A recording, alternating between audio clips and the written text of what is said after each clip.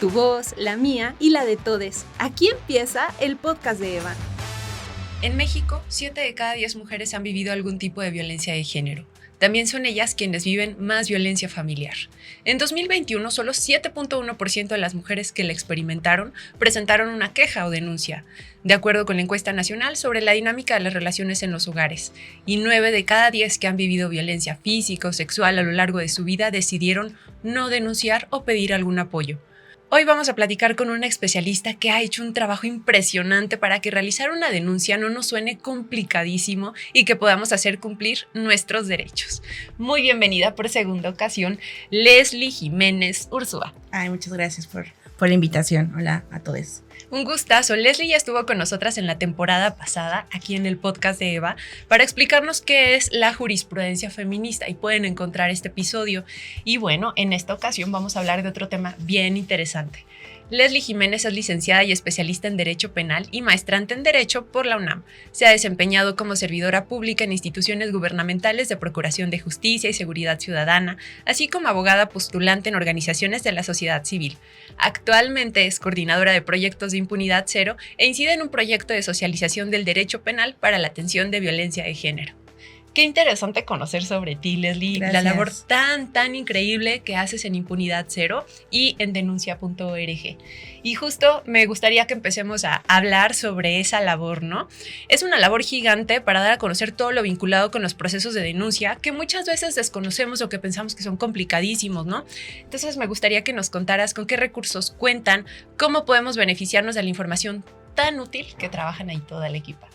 Bueno, muchísimas gracias nuevamente por la invitación. Y bueno, hablar de denuncia es hablar de un proyecto muy bonito que nace justo en el 2020, atendiendo mucho la necesidad de no solamente explicar procesos legales, sino que tratar de explicarlos desde de una mirada que sea lo más sencilla posible. Y también pensando ahora actualmente con la mirada que tiene la plataforma de ser una compañía en tu proceso de denuncia. Denuncia.org nace pensando y muy de la mano con un documento que sacamos que es guía de denuncia, que fue nuestra primera guía. Y posteriormente la fuimos robusteciendo con carnets por cada uno de los delitos, con un localizador de ministerios públicos, con un directorio. Y ahorita actualmente la plataforma cuenta con, además de estas guías, cuenta con otra guía que es la parte 2 de denuncia, cuenta con carnets de denuncia en caso de violencia de género ya actualizados.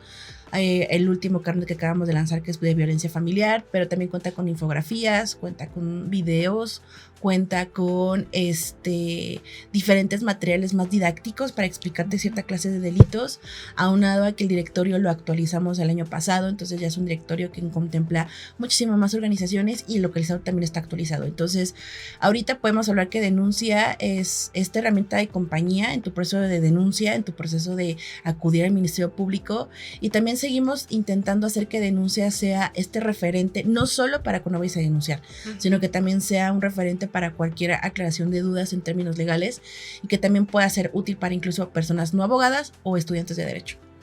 ¡Ay, qué maravilla! Es que de verdad te metes a la página de denuncia.org y encuentras recursos tan valiosos, y a mí me pasa que también yo no sabía que esto, necesitaba saberlo, ¿no? Y sobre todo que en la cadena de Eva constantemente nos preguntan, oye, ¿cómo puedo hacer esta denuncia? ¿Dónde puedo hacerlo? ¿Esto es un delito? ¿O qué puedo hacer si a alguien le está pasando esto? Creo que es el referente más importante a donde redirigimos a las personas que nos buscan, ¿no? Y bueno, Leslie, también sobre esto que te voy a preguntar, hay muchísima información en denuncia.org, pero de una manera general, porque sé que cambia según el delito. ¿Qué tenemos que saber cuando vamos a hacer una denuncia? ¿Cualquier persona puede denunciar? ¿Dónde puede hacerse? ¿Es necesario ir en compañía de alguien a la hora de hacer una denuncia? ¿Y qué información y documentos debemos tener a la mano al hacerlo? Bueno, esa es una pregunta bastante oportuna, justamente porque los procesos de denuncia en sí pueden ser diferentes, pero los actos previos a la denuncia son prácticamente los mismos en el sentido de que debes de contar con cierta documentación muy específica, que es de entrada tu credencial de lector o una identificación que tengas. No es necesaria una identificación oficial. La identificación juega como documento para que el Ministerio Público pueda corroborar que eres tú. Entonces no necesita ser necesariamente la INE, puede ser cualquier identificación. Como una credencial de estudiante, por también, ejemplo. Okay. También es importante contar con la copia de la misma. Esto es bien importante porque desafortunadamente muchas fiscalías no cuentan con material para poder sacar copia. Algunas podrán hacerlo, pero son muy contadas. Entonces tu identificación, copia y una pluma. Ahorita todavía por temas de la contingencia que está, pero no está, pues no está de más llevar tu gel, papel, cambio, ¿no? Porque también los procesos llegan a ser un poco tardados. Alrededor de 4 a 5 horas es el tiempo mínimo para una denuncia. Entonces, por si estás ahí en lo que compras un café o lo que compras un refresco, entonces cambio. También es importante que lleves tu propio papel. Las instituciones de procuración de justicia no se jactan por tener baños muy adecuados, entonces eso también es esencial. Un cargador o una batería. Y el tema de ir acompañado siempre se sugiere. Esto con independencia del delito, más si es un delito en el que cursa género, sí es bien importante no ir sola, porque en muchas ocasiones los trámites llegan a ser pues largos e incluso pueden ser un poco cansados, ¿no? Porque, por ejemplo, en tema de violencia familiar, puede que en ese instante, si vas directamente a denunciar en el momento, pases con 2, 3 operadores. Por lo tanto, pues es estar hablando de la violencia que te motivó a denunciar, estar siendo entrevistada constantemente. Entonces sí sales muy desgastada como de estos procesos. Y aunque no sea eso, por ejemplo, no sé, un robo u otro más, pues sí creo que es importante contar con la compañía de alguien, porque siempre lo tenemos presente. Sabemos que está el Ministerio Público, sabemos dónde está ubicado, sabemos lo que es levantar el acta. Pero en sí el proceso llega a ser bastante difícil porque es también percatarnos o darnos cuenta que vivimos un delito. Entonces, enfrentar también el tema de que fuimos víctimas de un delito es durísimo. Es durísimo, aunque sea, por ejemplo, que te robaron el teléfono, ¿no? O sea, muchas veces también desestimamos ciertos delitos como, bueno, fue un robo o, bueno, chocaste. Pero al final es tu patrimonio, es también el susto, o si fue con violencia. Entonces, sí implica un proceso bastante complicado por el cual, pues sí, se necesita acudir con alguien. Y contando estos elementos, lo que primero sugerimos es visitar denuncia, justamente porque tiene un localizador, y esto es bien importante porque no todas las fiscalías son muy transparentes sobre su ubicación, muy contadas te dicen estamos aquí o estamos ubicadas en tal lugar. Entonces denuncia te lanza un localizador en el cual, poniendo la dirección en la que tú te encuentres o tu domicilio, te va a arrojar en donde puedes ir a denunciar. Entonces buscas en denuncia, te arroja una ubicación, puedes ir a denunciar. También en denuncia te decimos qué delitos en algunos estados puedes denunciarlos vía digital, otros presencialmente. También eso es esencial. ¿O vía telefónica? O vía telefónica. Es raro que algunas te las acepten telefónicamente, pero la gran mayoría trabaja en esta transición digital. Principalmente, pues derivado de la pandemia, varias instituciones transitaron a plataforma. Entonces también ahí te podemos decir, este delito puede ser por plataforma, tienes que ir presencial. Y otro tema importante, una vez que tienes esa información, es con lo previo acudir a denunciar, y ya siendo cada uno de los delitos va cambiando un poco la dinámica, pero de entrada te va a entrevistar un Ministerio Público o un auxiliar, eso es de cajón, y un policía de investigación, ¿no? Que son como los 2 operadores principales que intervienen independientemente del delito que sea. Me llamó mucho la atención lo que comentabas, que algunas fiscalías mantienen oculta o al menos no ponen pública su dirección.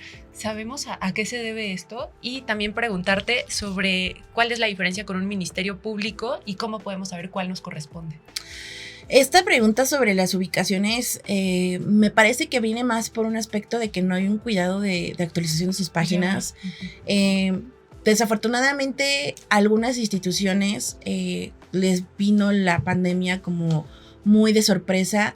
Desafortunadamente digo porque son, por ejemplo, instituciones de procuración de justicia que pues tienen contacto constante con las personas, así que el tema del aislamiento o de no brindar la atención pues era bastante muy complicado que no lo hicieran. Qué fuerte, sí. Por lo tanto, creo que va más por un aspecto de no actualizar las páginas. También, por ejemplo, sucede mucho, me voy a referir solo a la Ciudad de México, que cambian las agencias porque las están remodelando o porque las están adecuando, etcétera. Entonces, si tú sabes que vas a ir a denunciar, no sé, a Benito Juárez, que está enfrente de Parque Delta, ya ahorita, por ejemplo, esa agencia ya no está, ¿no? La movieron a otro lugar. Pero eso, o te lo comunican por Twitter, o te lo comunican por otras redes sociales, pero no lo actualizan de manera inmediata. Eso es también otro factor que falta un poco como de cuidado, y creo que es un área de oportunidad importante para que las fiscalías pues tengan más apoyo en temas digitales. Y el segundo punto sobre cómo determinar el Ministerio Público. Esto depende mucho de el primero de la conducta, ¿no? Tenemos muy identificadas ciertas conductas que sabemos que son delitos. Hay otras que el mismo Ministerio Público nos va a decir si sí o si no y nos va a derivar ante un juez. Incluso hay policías que tienen como conocimiento de que esto sí puede ser MP, esto no, pero valdría mucho incentivar la cultura de la legalidad para que también nosotros tengamos estos conocimientos para no caer en espacios de corrupción. Entonces, el Ministerio Público es esta figura que se encarga de investigar delitos. Los vamos a encontrar sí o sí en fiscalías. Sí hay algunos adscritos, por ejemplo, en juzgados en materia familiar, pero justos como para una vigilancia de los derechos de las personas. Okay. Como tal, un MP adscrito a juzgado no recibe cualquier tipo de delito, entonces todos los que reciben todos los delitos vamos a encontrar en las fiscalías, en agencias, coordinaciones, cambia mucho el nombre de cada fiscalía, la fiscalía en general, y sus coordinaciones o sus fiscalías o sus agencias se distribuyen alrededor o por toda la ciudad o por todo el estado.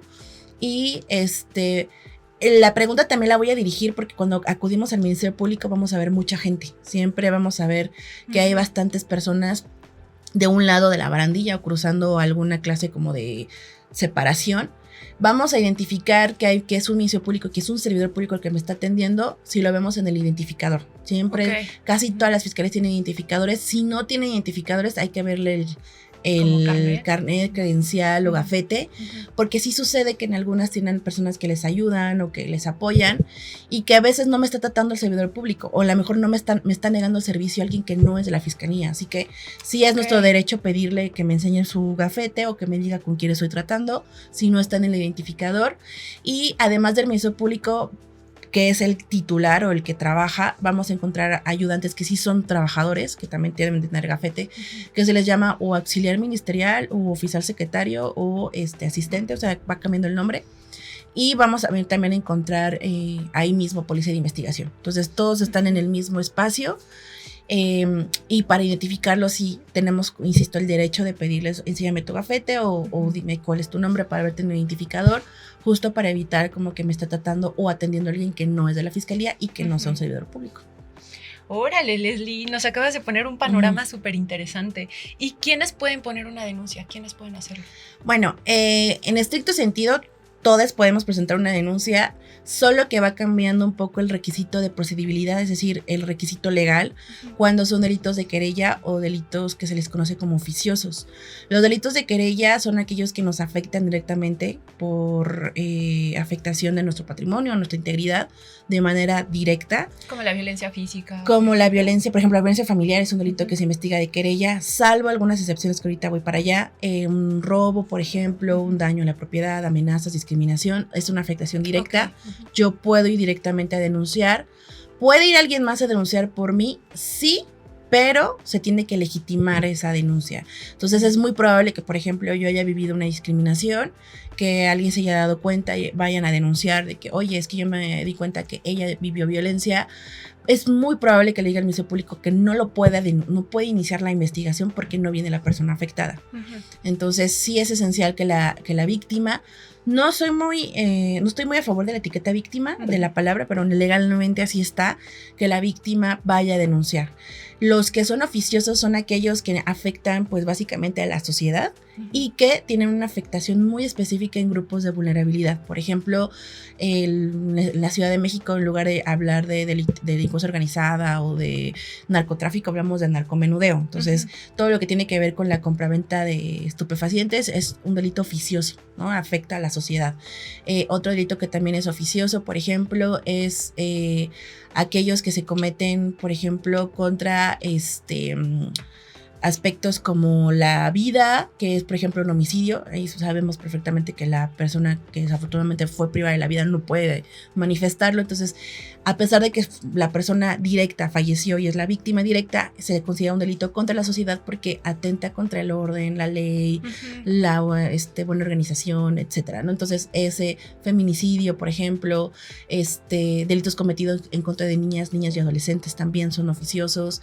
La violencia familiar es oficiosa cuando se comete en contra, por ejemplo, de mujeres embarazadas, en algunos códigos del país contra personas adultas mayores, contra niños, niñas y adolescentes, contra personas que sufren alguna discapacidad, o sea, contra personas que están en una situación de vulnerabilidad, se agrava la situación, entonces son oficiosos y ahí puede ir cualquier persona a denunciar.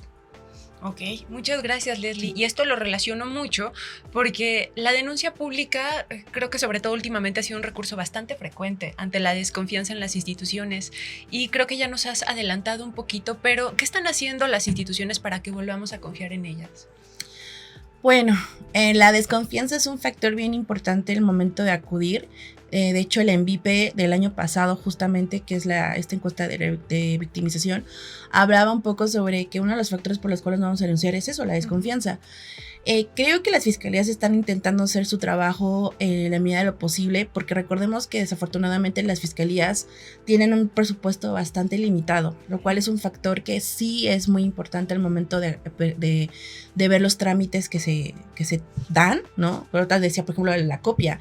Tú vas a cualquier otra institución de gobierno que no sea una fiscalía y es muy poco probable que te piden una copia. O sea, tú, por ejemplo, vas al SAT y el SAT tiene toda una institución digital que nunca podrás ver en una fiscalía, por ejemplo. Entonces eso sí es alarmante. Otro tema que también alarma es el aspecto incluso de la ubicación geográfica de las fiscalías o de los centros de justicia para mujeres. No podemos, por ejemplo, nuevamente pongo el ejemplo del SAT. Tú vas a encontrar oficinas del SAT en cualquier lugar, pero usualmente son oficinas pues bastante cómodas, ¿no? Oficinas bien ubicadas. En el caso de las fiscalías, va a haber fiscalías que están arriba de un cerro, literalmente, ¿no? O fiscalías en zonas industriales, o incluso fiscalías en donde no llega el transporte. Entonces eso tampoco ha sido como bastante sencillo para las víctimas acudir. Entonces trabajar en la confianza, creo que lo han intentado realizar en este ejercicio de transparencia en cuanto a algunas fiscalías informan mes tras mes cómo van, pero desafortunadamente eso se ha perdido un poco o se ha diluido un poco con los discursos muy punitivos sobre pensar que el trabajo de la fiscalía solo es buscar judicializar o prisión preventiva, lo cual no es así. La fiscalía tiene la obligación de investigar delitos y buscar justicia para las víctimas en los términos en que la víctima lo entiende y la ley lo maneja. Por ejemplo, una víctima a lo mejor no quiere que su agresor esté en la cárcel, lo que quiere es que se le pague el daño, que se le pague lo que se le tenga que pagar, una disculpa, no sé, cualquier otra forma, pero la fiscalía solo entiende el tema de prisión, sanción y demás, ¿no? Entonces han buscado las maneras, pero creo que falta muchísimo para poder crear realmente esta confianza, más en temas de delitos de género. Por ejemplo, violencia familiar es uno de los delitos más complejos, porque si no se le da la atención y la importancia debida, esto puede desatar otro tipo de cuestiones. Entonces, eso ahí las fiscales están fallando todavía, pero creo que ahí la intención. Hace 2 semanas terminamos desde Impunidad Cero una serie de talleres dirigidos a operadores, principalmente servidores públicos de fiscalías, y la verdad es que nos dio muchísimo gusto darnos cuenta de que hay muchos operadores que están día a día trabajando con víctimas, que sí están buscando la manera de capacitarse, más allá de lo legal, sino una capacitación que vaya como este trato de respeto a derechos humanos, a la integridad de las víctimas, ¿no? Los talleres se enfocaron no en reforzar lo legal, porque ya lo saben, sino en reforzar en cómo tratar a una víctima que es una persona migrante, cómo tratar a una víctima de violencia familiar, una persona que está viviendo violencia feminicida, o cómo atender a una víctima que está viviendo violencia digital. O sea, esta mirada humana, digna, de integridad es lo que se necesita, y creo que vamos avanzando de camino lento, pero creo que vamos caminando para allá. Wow, hay varias preguntas que me surgen a partir de todos estos escenarios que acabas de plantearnos. Quisiera retomar la parte en la que hablabas de el ruido que nos hace la palabra víctima. Creo que cuando hablamos de víctimas, casi siempre determinamos que es un estado que va a ser como permanente, ¿no? Cuando en realidad es una situación temporal. Y en ese sentido, creo que todas las personas nos hemos encontrado con testimonios sobre cómo una persona al ir a denunciar vivió revictimización o la gaslightearon.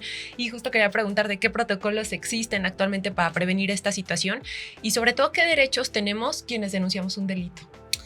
Los protocolos son esenciales. De hecho, si ustedes, por ejemplo, van a denunciar cualquier delito, no se sabe en muchas ocasiones que cuentan las instituciones con protocolos. O sea, hay un protocolo, por ejemplo, para investigar feminicidio, quizás el que más se conoce, desafortunadamente por el contexto de violencia feminicida y porque ha sido una lucha constante por varios lados. Pero, por ejemplo, para el delito de robo de vehículo hay un protocolo. O sea, hay un paso 1, paso 2, paso 3, que pues no nos informan o no nos comunican, entonces estamos como que en la incertidumbre total.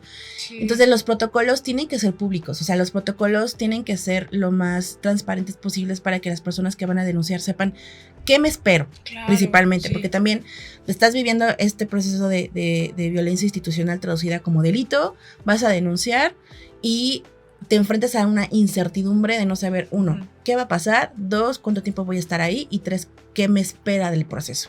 Así que los protocolos tendrán que ser transparentes. Hay protocolos para atención de víctimas cuando se trata, por ejemplo, de violencia de género, atención de víctimas niños, niñas y adolescentes.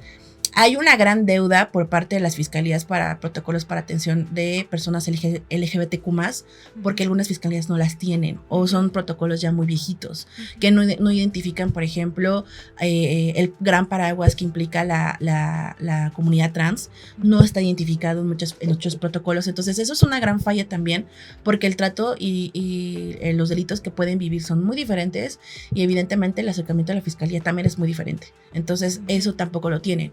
Sí hay, insisto, hay protocolos, algunos no están tan actualizados, otros no son públicos y otros faltan de que se contemplen otras dinámicas de violencia. Los derechos que tenemos como víctimas al denunciar son básicamente para todos los mismos, ¿no? En el sentido de contar con un asesor jurídico o una asesora jurídica, que se me respete mi integridad, mi dignidad, mis datos personales, tener acceso a una reparación del daño, que no quede impune el hecho, pero hay en algunas ocasiones derechos que se van desmenuzando más dependiendo la víctima y el contexto del delito o la violencia. Uh-huh. En el caso, por ejemplo, de mujeres, en términos de delitos, también tenemos este derecho de que las autoridades nos puedan buscar alguna clase de refugio o espacio libre de violencia. También el aspecto de que nos trasladen de un punto a otro para realizar alguna diligencia relacionada con la investigación. Okay. También el tema, por ejemplo, de niñas y adolescentes se me respete mi identidad, pero que también no sea un trato adultocentrista y que haya especialización en ese trato, ¿no? Hay una especialización tanto para víctimas como una especialización también para adolescentes en conflicto con la ley penal. Otro que se desbarajusta un poquito, o se va desmenuzando, también tiene que ver, por ejemplo, con disidencias, ¿no? Cuando se trata de una disidencia sexogenérica, pues evidentemente es que no me malgenericen, claro. Que evidentemente contemplen mis contextos de violencia en el sentido de qué violencias estructurales me pasan.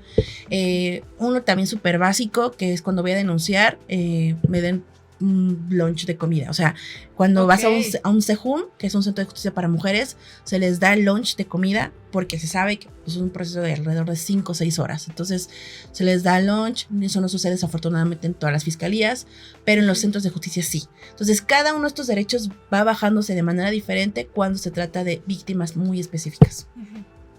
Wow, hay un montón de cosas que sí, no sabíamos. De hecho, pueden encontrar sus derechos más detallados.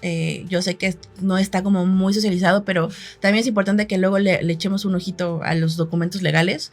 Está en el artículo 109 del Código Nacional. Ahí van a encontrar todo lo que es en el 109 y 110, 108, como todos mis derechos, qué se entiende por víctima, y básicamente también esto es importante pues para hacerlo valer ante el Ministerio Público o cualquier autoridad de esa índole.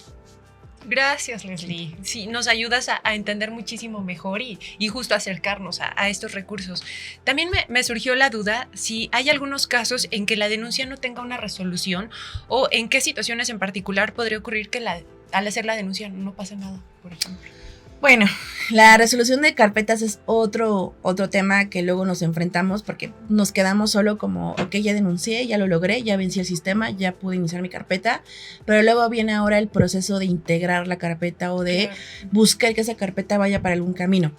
Hay muchas carpetas que desafortunadamente se van al archivo, pero esto tiende por diferentes factores, principalmente cuando son personas que no sabemos quién cometió el delito, o que no podemos ubicarles, desafortunadamente tienden a irse al archivo, o también viene el factor de que a lo mejor solamente quise denunciar pero ya no quiero continuar, que también es una prerrogativa que tienen las víctimas en delitos de querella, de decir, ok, ya no quiero continuar. O sea, a lo mejor quise hacerlo, en ese momento pensé que era adecuado, la razón que haya sido, y después ya no quiero continuar. Entonces también por eso puede que se vaya el archivo.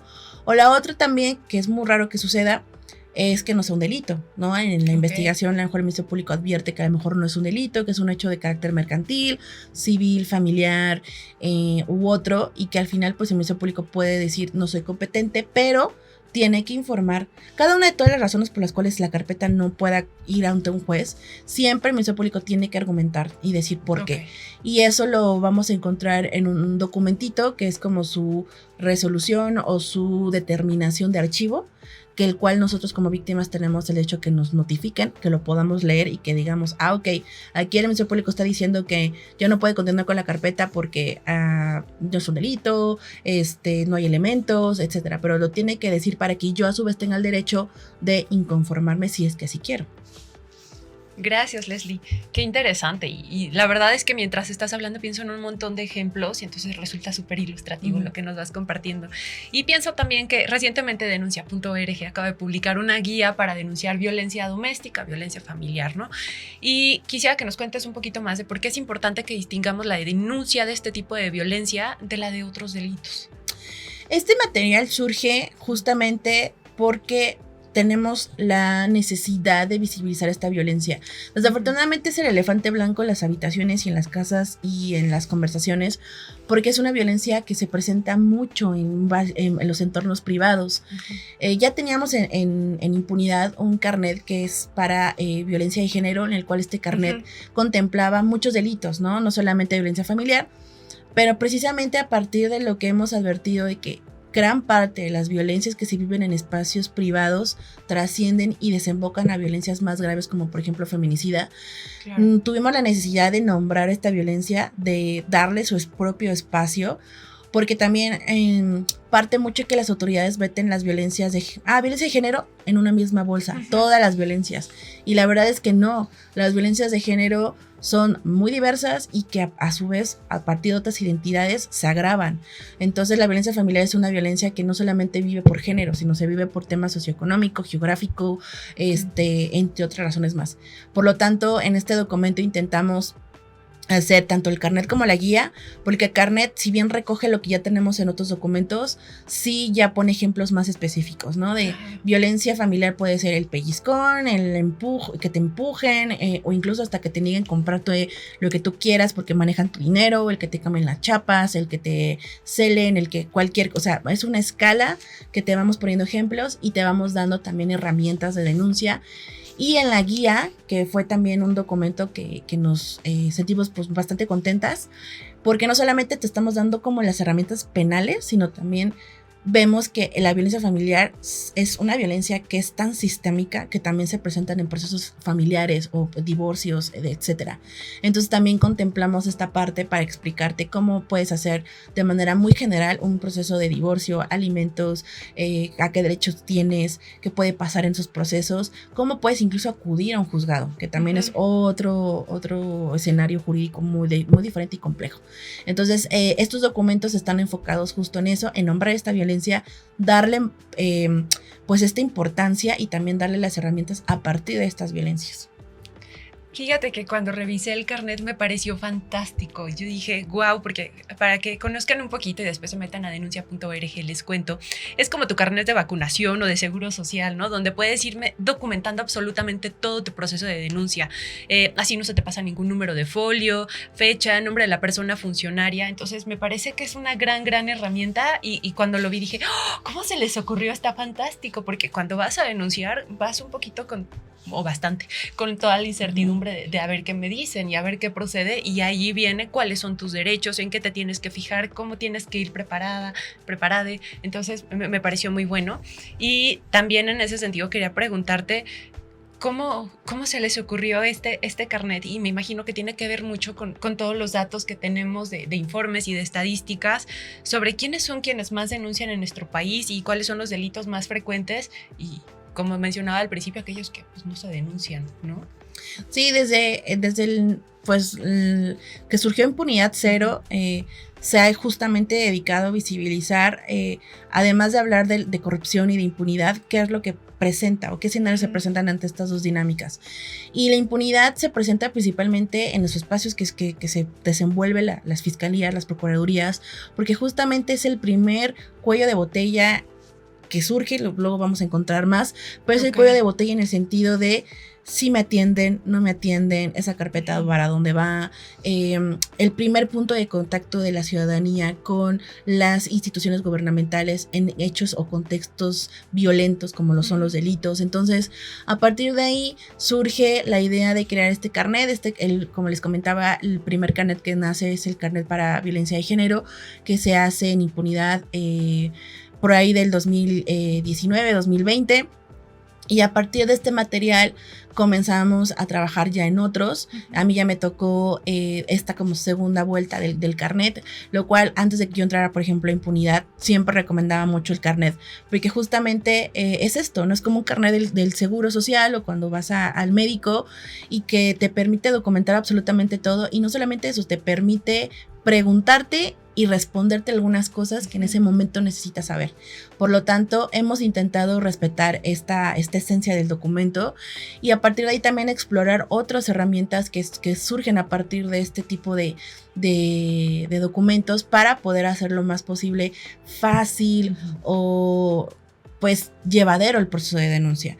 Porque me quedo con una frase que una vez le escuché a la fiscal Ernestina en un evento, que me parece que es bastante interesante porque entonces son conscientes de ello, ¿no? De que nadie va al MP por gusto. Y en efecto, nadie va por gusto. Por lo tanto, tampoco vamos a invisibilizar la molestia y el malestar de estar ahí, pero sí debemos trabajar todas las instituciones, sociedad civil en general, en conjunto, para que sea un proceso lo más llevadero posible, buscando los términos en que las víctimas buscan la justicia. Claro, y en el caso de violencia contra la mujer y que nos hablabas ahorita de este carnet, quería preguntarte cómo puede denunciarse esta violencia de género, porque creo que hay un desglose que es bastante interesante y que tiene varias ramas, y qué medidas de protección existen para quienes la denuncian. Bueno, justo platicábamos hace un ratito que a veces las instituciones, las autoridades meten las violencias de género en una bolsa y las tratan igual a todas, lo cual es un grave error porque también se entiende muy diferente las dinámicas en espacios que van más allá de, por ejemplo, en esta zona de la ciudad o en periferias.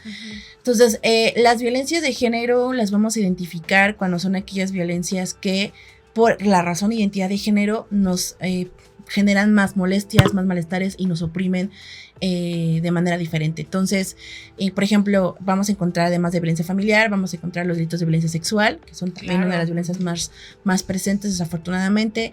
Vamos a encontrar, por ejemplo, discriminación, vamos a encontrar, por ejemplo, también evidentemente feminicidio, que son las más claras, pero no hay que dejar de lado que todos los delitos hay género. O sea, en todas las dinámicas que tengamos siempre hay género. Entonces, ¿cómo vamos a denunciar estos delitos? Va cambiando la dinámica o los requisitos por cada delito, pero esencialmente los derechos que vamos a encontrar, como les comentaba, son los mismos. Las medidas de protección también son diferentes y esto también va atendiendo a la gravedad del delito, a la vulnerabilidad de la víctima y al riesgo de que se siga generando más violencia. Las medidas las vamos a encontrar en el Código Nacional de Procedimientos Penales, en el 137. Este artículo nos va a englobar de manera muy general las medidas, ¿no? O sea, son medidas muy generales. Ya en la Ley de Acceso a las Mujeres a una Vida Libre de Violencia las vamos a encontrar más específicas, más en contexto de género. Y la gran diferencia también es que, por ejemplo, en el Código Nacional me habla de medidas tanto víctimas como testigos una vez que ya inicié el proceso. Una vez que ya denuncié, estos son mis derechos de víctima y mis medidas de protección. En el caso de lo que contempla la ley general, no necesariamente estoy obligada a denunciar, lo cual eso también es bastante necesario desvincular la atención del Estado a una denuncia, porque es como una condicionante, como de, bueno, te voy a proteger, pero denuncia, ok, pero ¿cómo quieres que denuncie si vivo revictimización o a lo mejor no estoy lista o tengo miedo? No estoy cómoda, claro. Exacto, entonces esto es bastante adecuado porque intenta como desvincular esto. Entonces, aunque no denuncies un delito, tienes el hecho que te den estas órdenes órdenes de protección. Otro aspecto importante es que no hay una vigencia como tal. En el Código Nacional sí nos hablan de una vigencia de 60 días. Acá no. Esto en tema de violencia de género no hay una vigencia en sí, porque se entiende que la violencia de género no tiene un plazo, no es sistémica. Entonces, esa también es otra gran diferencia. Y nada más para nombrar algunas, tenemos derecho, por ejemplo, a que nuestro agresor ya no se comunique con nosotras. Okay. Esto en cualquier forma, teléfono, mensaje, DM, video de TikTok, cualquier forma. Otra es la separación de cuerpos, que es la que es la más... a veces la que menos se le da atención y que es quizá la más necesaria en términos de violencia familiar que puede trascender, es la separación de cuerpos. Implica que si vivimos en el mismo domicilio, se vaya del domicilio. Okay. Esto no atenta a ningún derecho de movilidad, ningún derecho de propiedad, ningún derecho de posesión, porque se salvaguarda la vida sin violencia de las mujeres, que es un derecho mayor. Y esto no importa si a lo mejor, que también me lo han preguntado, pero es que es un departamento que yo rento, o es un cuarto que yo rento, o donde yo vivo, no es mío. No importa, no necesitas ser tú la propietaria para que se pueda separar o la persona que te agrede no esté compartiendo el espacio. Otro también que es bien importante es lo que les platicaba sobre el tema de los refugios o los espacios sin violencia, los traslados y también el tema de recibir atención o acompañamiento psicológico también es un derecho y que forma parte también de las medidas de protección, porque las medidas de protección buscan que, además de que estés protegida y que estés se te salvaguarde de más hechos que generen violencia, también buscan que estés en un proceso de recuperación o de retomar nuevamente la agencia después de la violencia. ¿Y todo esto se puede solicitar en Ministerio Público o Fiscalía? Las medidas se pueden solicitar ahí y en el caso, por ejemplo, de lo que establece la Ley General de Acceso a las Mujeres, puedes incluso ir directamente a un juzgado dentro de tu ciudad, de tu estado, y los jueces, como no hay una carpeta de por medio, te las tienen que analizar el caso, es una solicitud que tú presentas y te las tienen que otorgar. Muchas gracias, Leslie. Y para cerrar, ¿podrías compartirnos las vías de contacto para conocer más de los recursos que ustedes ofrecen y dónde puede escribirles a alguien en caso de que tenga alguna duda sobre cuál recurso debe consultar si quiere denunciar? Claro, nos pueden encontrar en todas las redes sociales como Impunidad 0 MX, en Twitter, Instagram, TikTok. En denuncia tenemos un buzón que lo trabajamos con otra organización, en el cual este buzón también nos pueden reportar irregularidades que viven en las fiscalías. Nosotras como tal no investigamos las irregularidades, pero sí les damos un seguimiento en el sentido de identificar cuáles son las que más se presentan. También nos pueden mandar mensajito, correo en contacto @impunidad0. Ahí nos pueden mandar un correo y normalmente se comunican con nosotras en Instagram, ¿no? Entonces también en Instagram nos pueden mandar un DM. Muchas gracias, Leslie. ¿Y quieres compartirnos también tus redes personales? Claro, a mí me pueden encontrar igual en todas las redes sociales como les_IJU. Y pues nada, agradecerles, aprovecho el espacio también para agradecerles nuevamente la invitación y pues que nos visiten en denuncia.org. Muchas gracias, un gusto que pudiéramos hablar contigo, con denuncia.org, con Impunidad 0 sobre este tema y sobre la labor tan grandiosa que están haciendo. Entonces, gracias por acompañarnos, gracias por escucharnos y nos vemos y nos escuchamos dentro de 15 días, el martes. Aquí termina el episodio de esta semana del podcast de Eva, un podcast de la cadera de Eva. ¿Quieres decirnos algo o conocer más sobre nosotras? Encuéntranos en TikTok, Instagram, Twitter y Facebook como La Cadera de Eva. Todos nuestros contenidos y talleres están disponibles en nuestro sitio web lacaderadeeva.com.